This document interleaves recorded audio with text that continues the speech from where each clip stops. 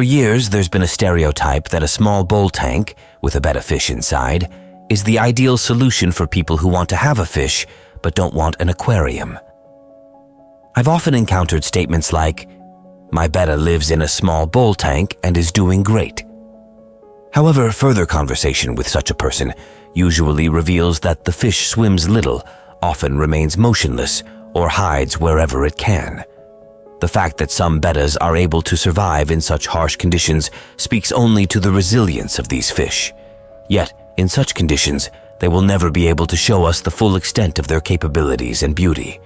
In reality, a small bowl tank is only suitable for growing plants or storing candies.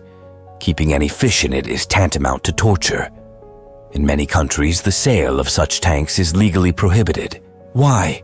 I explain in this video.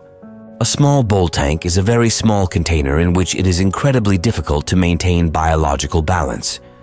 Theoretically, to mitigate these negative factors, such a tank would need to be at least 30 liters or 8 gallons, but those available in stores usually don't even have 5 liters or 1.5 gallons. Small water volumes don't have buffering capacity. This results in water being polluted much faster than in larger aquariums by metabolic byproducts and food residues, leading to poisonings, bacterial infections, etc. This, in turn, is the cause of fish death, or at least shortens their lifespan. In such a tank, there is very little space for swimming, especially in a straight line. A fish in a small bowl tank feels like we would if we lived our entire life in a room with a very, very small surface area and round walls where we can't dispose of trash, have a corner for sleeping and a kitchen and a bucket instead of a toilet. A small bowl tank has an almost symbolic bottom surface where beneficial bacteria that process fish waste into plant-available nutrients cannot settle. There is also no possibility of planting a large number of plants which absorb harmful substances from the water and provide hiding spots.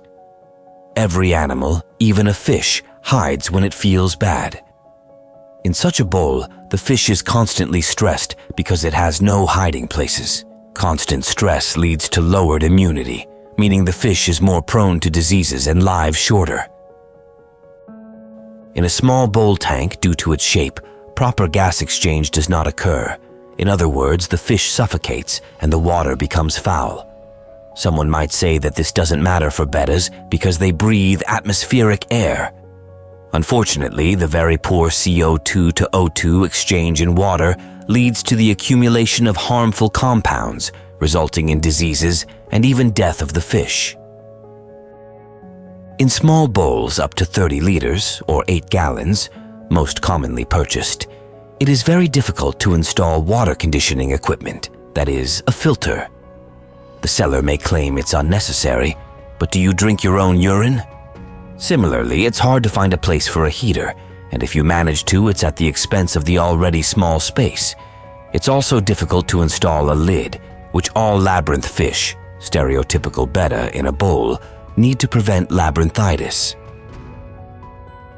A small bowl tank has no corners, so the fish swims in circles, which in a short time leads to labyrinth problems. Washing machine effect. Such a fish transferred to a normal aquarium will not regain its health and will struggle and try to find its way until the end. Permanent stress. Fish have a special organ for detecting water vibrations, the lateral line. The slightest movement causes its vibrations, which bounce off the aquarium walls and all other objects, allowing fish to orient themselves in their environment. In a small bowl tank, vibration waves quickly bounce off the walls and circulate between the glass arch and the fish's body. As a result, fish constantly receive their own echo, causing continuous stress, which is why some fish hardly move at all in such bowls. Additionally, placing an artificial plant does harm, as if the fish does swim, it can easily get injured on the hard elements. Loss of sight. A small bowl tank distorts the view. Lens effect. Looking through the wall of the bowl, both we and the fish see a distorted image. By looking from inside the bowl at the rounded world and refracted light, the fish loses sight. Cleaning a small bowl tank usually involves removing everything and scrubbing it under running water. This is the worst solution possible.